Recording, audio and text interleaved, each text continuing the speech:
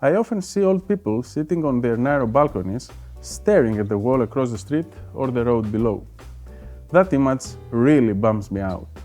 But what would bum me out even more is seeing myself like that one day.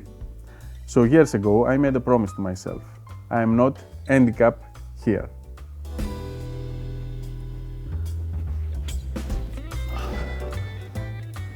At this point, I need to tell you that you are listening or watching on YouTube a voice letter from Greece, the audio version of my newsletter that I send to my blog's subscribers. Since reading is faster than listening to my awful accent, consider subscribing to receive the transcript of this letter in your inbox 2 days before it goes live on YouTube and podcast platforms. I still remember the first time I really noticed an old man on a tiny balcony like it was yesterday. I'm about 20 years old, driving through downtown in the middle of a scorching summer, stuck at a red light. The intersection is chaos. Traffic, noise, exhaust from scooters baking in 100 degrees heat. Me? Cool as a cucumber with the air conditioning blasting. While I'm waiting for green, I'm idly looking around with zero worries in my head. Then my eyes land on a balcony in the building opposite. First floor. A balcony, maybe 3 feet wide. There's a white-haired old guy in a white tank top, hairy shoulders out, just staring down at the busy intersection in front of his place. I distinctly remember checking if there was an outdoor air conditioning unit anywhere. Couldn't spot one. My brain immediately went into overdrive. What kind of life did he have that landed him here just watching traffic? Did he come out to cool off or to think about all the mistakes he made? Does he believe he's already done everything he has meant to do and now he's just waiting to die? Not a single optimistic thought crossed my mind looking at this obviously life-worn man on the balcony across the street. And that's when the terrifying realization hit me. One day, someone else is gonna be sitting in a car at the traffic light looking up at me on that balcony. Nope, not happening. Your happiness can be my misery. When I say I don't want to end up like that, I'm not looking down on anyone. Quite the opposite. It genuinely saddens me to see those scenes. The older I get, the more I notice people who look like life beat them down. Maybe they are perfectly content. After all, what I consider happiness might be misery to someone else. Everyone has their own beliefs. But speaking for myself, I know I wouldn't be happy on that balcony at that age. If I'm already getting dark thoughts at 45 when everything's going great, imagine what 65 or 85 would feel like with nothing. You've probably never been seriously sick. When I posted this fear online and the promise I made to myself, one lady quickly reminded me that the old guy might be perfectly satisfied with how life turned out and that I shouldn't make promises I can't keep. I wondered what kind of satisfaction someone could possibly feel in his spot. Better than being bedridden, she said, adding, "You've probably never been seriously sick."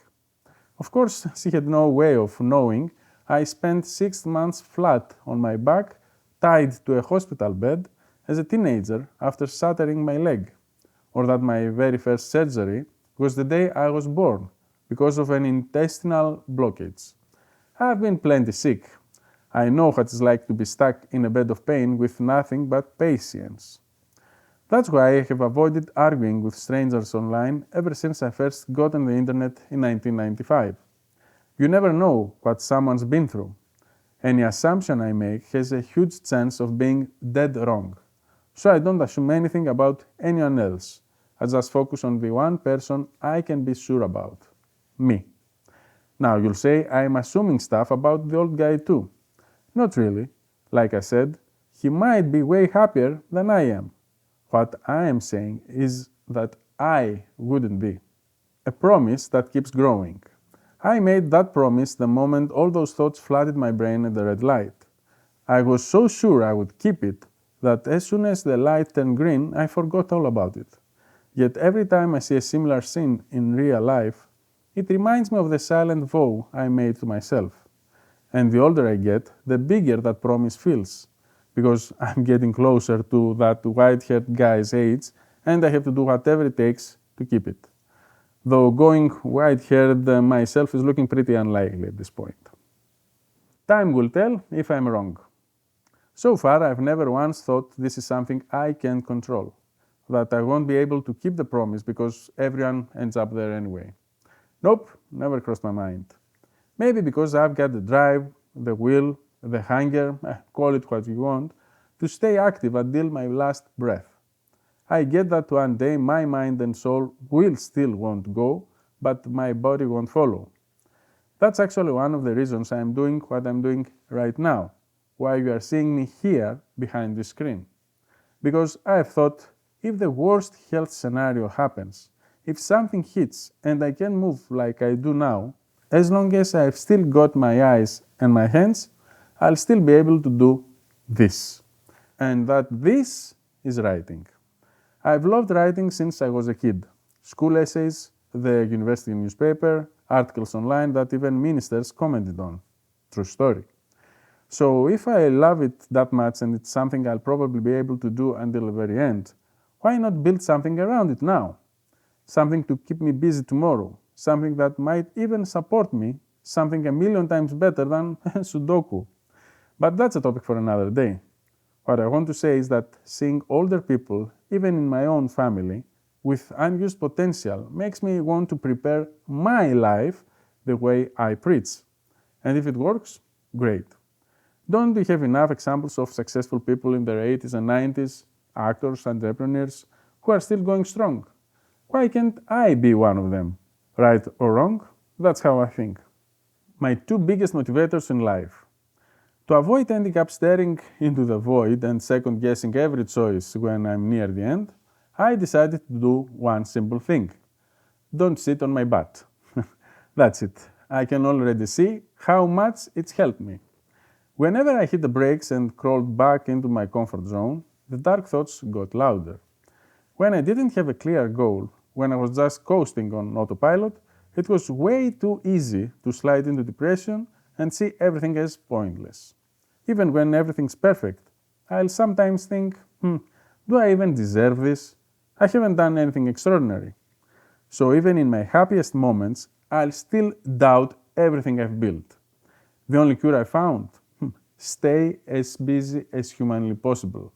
I even made a video about it once called Keep Yourself Extremely Busy. Of course, the idea isn't original mine. I stole it from someone wiser. Why hide it? Everything I've achieved is thanks to inspiration from people further along than me. So why wouldn't I take the best parts of what they learned and apply them if I want to get where they are? I haven't made any huge sacrifice to avoid the nightmare balcony scenario. I'm just doing things that are as much as possible creative and that actually make me happy. And it's a massive bonus if those things also improve my life, financially, mentally, whatever. If money and the image of isolation on a balcony aren't enough to light a fire under me, I don't know what is. That balcony wasn't as far away as I thought. Lately, I ran into a problem with my websites. Okay, I'm tired of talking about it, but it's the truth and the reason I'm here today. I woke up one morning and watched the tower I'd spent years building collapse like a house of cards. Scary doesn't cover it. It wasn't even the fear of the income tap shutting off. It was how fast it could happen. Worst case, I thought, there would be a slow decline over 5+ years and I would figure something else out in the meantime. Except I hadn't figured anything else out. And the worst case could hit tomorrow, not in 5 years. Suddenly, that balcony was right in front of me. Actually, the wall across the street had gotten a lot closer. And even worse, I could feel the ground rushing up. Deep down, I knew this disaster was a blessing in disguise.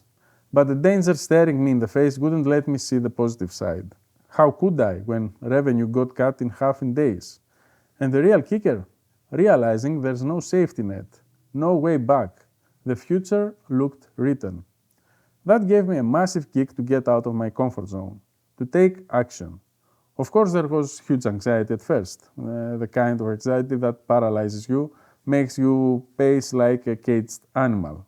It felt like I was already on that balcony, and the balcony was shrinking. The only solution? Don't just sit there staring at the wall. My best friend is me.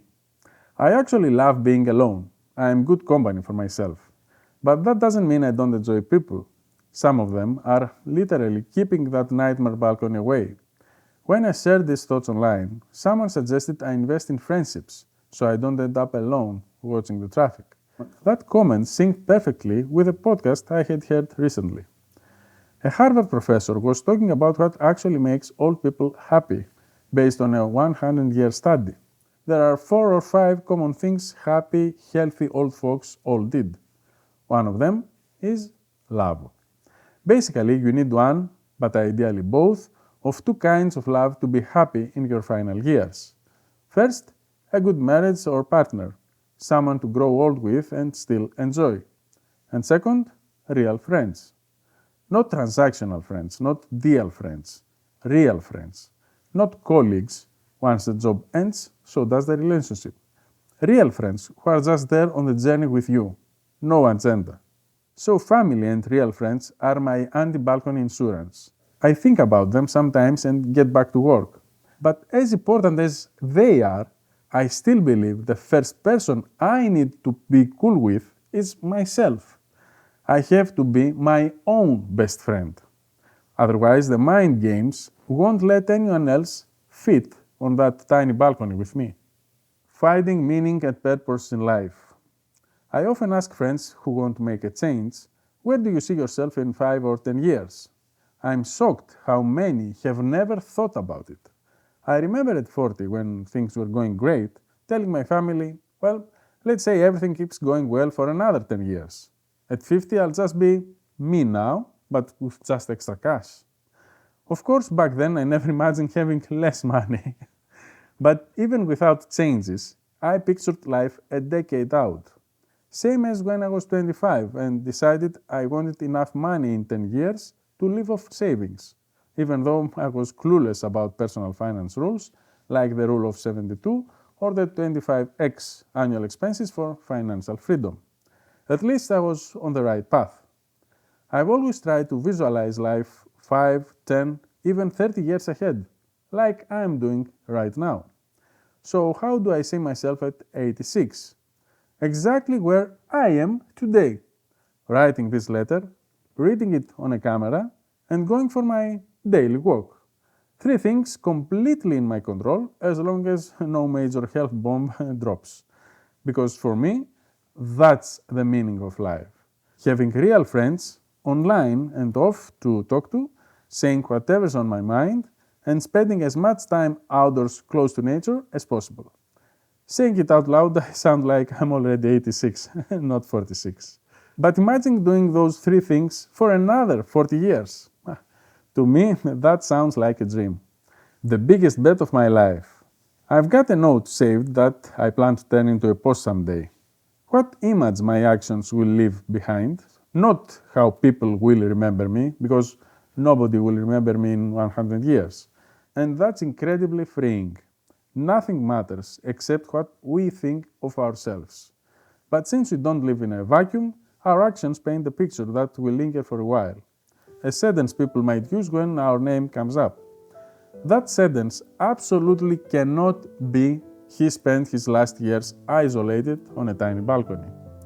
I'd rather it be about a guy who kept pushing until the last second, who lived every minute, who dreamt until the end, even if he didn't hit any goal.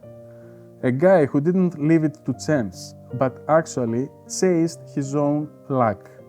And by chasing my luck, I'll also keep the promise I made to never end up staring at traffic from a balcony. We'll see if it works out. Another bet I'm placing on the future. Am I the only one who gets excited about this stuff? My best day after 40 more years. Someone on Threads told me that when you are old, the joys are few. Reading, watching movies, food, and staring off the balcony. If you are lucky and someone helps you get outside, everything changes. First of all, Those joys sound plenty to me. At 46, I'd be happy doing exactly that for the rest of my life. Reading, writing, watching documentaries, sitting on the balcony looking at the sea. Add a little food and the occasional walk and I'm golden.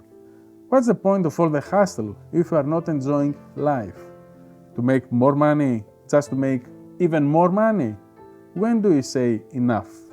Because real joy isn't money. Money gives comfort and quality of life as we age. But if we don't know what actually makes us happy, why chase money like there's no tomorrow? So we can end up rich and still staring off a balcony? I can do that right now with no millions. Of course you need money. When it's gone, that opposite wall gets real close, real fast. No need to go to extremes to dismiss the other side. But the real joys are simple and they get fewer when the body fails. So my plan is to enjoy the small ones until the very last day. And if tomorrow I woke up 86 and could still write a letter like this, record it on camera, and go for a walk at noon, yeah, I'd sit on a balcony and stare at the blue sky, because I'd be completely satisfied with the life I lived and wouldn't want it to end. That would be my best day at 86.